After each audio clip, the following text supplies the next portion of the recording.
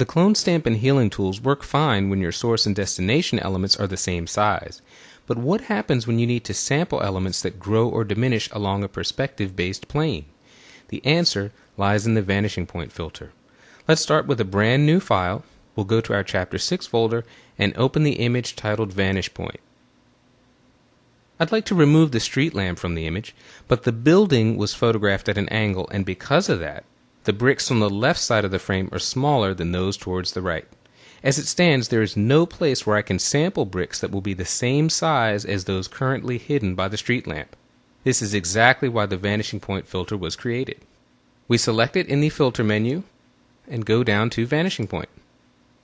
To work with this filter, we first need to define for Photoshop the plane along which this image flows. The Create Plane tool in the upper left is selected automatically when we launch this filter. We're going to use this tool to select 4 corners along our image plane. I'm going to zoom in to 100% because the effectiveness of this tool is going to really depend on the accuracy with which we define these corner points. I'm using Control plus on the PC, Command plus on the Mac to zoom in at 100%. And I'm going to choose these window outline shapes as my image plane. I'm going to click here in the upper left corner, move over here to the upper right corner, and I'm going to scroll down, maintaining a straight line along that window frame, and stop right at the top edge of this stonework. Now you may have noticed that I just brought up the hand tool to move the image around in this preview window. I did that with our old shortcut of pressing and holding down the spacebar and dragging with the mouse. And as soon as I let go of the spacebar, I can continue marking my corner points. Again, we want to be as precise as possible with the definition of this plane. I'm zooming out here by pressing Control minus on the PC, that's Command minus on the Mac. Keep in mind that many of the keyboard shortcuts I've been showing you will still work even when you're in a filter like Vanishing Point. The area inside the plane we've just created is going to define the locations from which we can sample pixels, so I need to enlarge this. If I hover the mouse over this center point, I can simply drag it to extend it up higher. The perspective will remain the same, it's just going to drag the entire grid. I'll bring this over here to the left, open this up a bit on the right, and I'll zoom out so that I can scroll all the way down to the bottom. Now I can zoom back in. With our plane drawn, we're ready to use the stamp tool that's located here in the left part of the filter. Now what we need to do is set a source point. And again, you really want to be zoomed in at 100% because the accuracy of this placement is going to go a long way towards the quality of our clone. I'm going to select a source point in this upper right corner of the window frame. I'm going to hold the Option key on the Mac, the Alt key on the PC to select the source point. Now, as I drag the mouse, you can see the overlay of the sampled pixels. Unlike in the previous lesson, where this overlay was optional, here it's crucial that we see what we're sampling from, because now what we want to do is find the corresponding location in this right window frame and line it up until we get an exact match. We want to have the bricks be a seamless, continuous match in both the horizontal and vertical direction. So I'm going to line this corner up. That looks pretty good. I'm simply going to click and start painting. And look at that. I'm completely removing the street lamp, and I've got a nice seamless blend of the bricks replacing it. I'm going to scroll up a little bit and get the remaining parts of this upper lamp out of the way.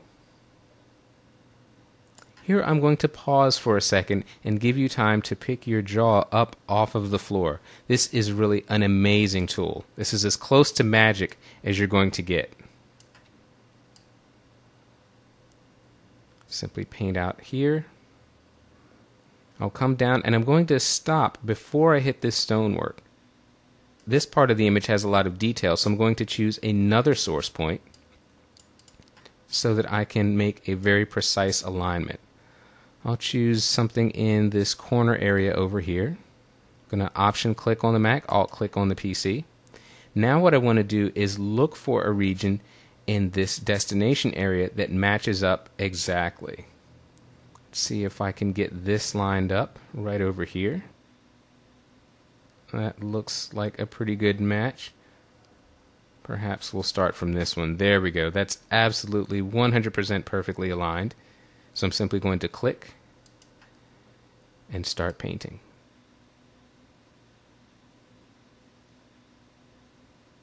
And again, we've got a nice seamless transition from our sampled pixels to our destination pixels. Once again, as we hit another detailed area of the image, I'm going to choose another sampling point. Here I'm going to start just at the left corner. I'm going to Option click on the Mac, Alt click on the PC. Now we want to match this corner up with the corresponding left corner. And we get something that's just about there. That looks really good. I'm going to click, move over our street lamp, and simply start painting. There we go. That looks good.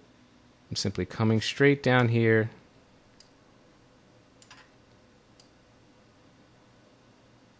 Painting out. And you can see I'm even duplicating the debris that is coming from our source area of the image. Again, before we hit this final section of the street lamp, I'm going to click another source point. So I will Option click on the Mac, Alt click on the PC. And now we want to line this little bottom edge of stonework up so that it blends in seamlessly. That looks good. We'll click and simply paint out.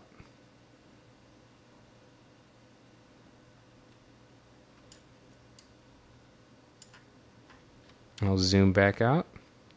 And there you have it. We've removed the street lamp and we've sampled bricks that were able to maintain the perspective of the original image. If you're paying close attention to your screen, you may notice that there are some areas of bricks that are not lined up as perfectly as they could be.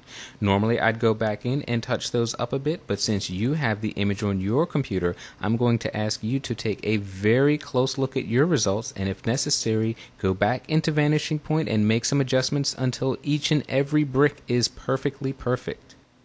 We'll hit OK, and our work in the Vanishing Point filter is accomplished.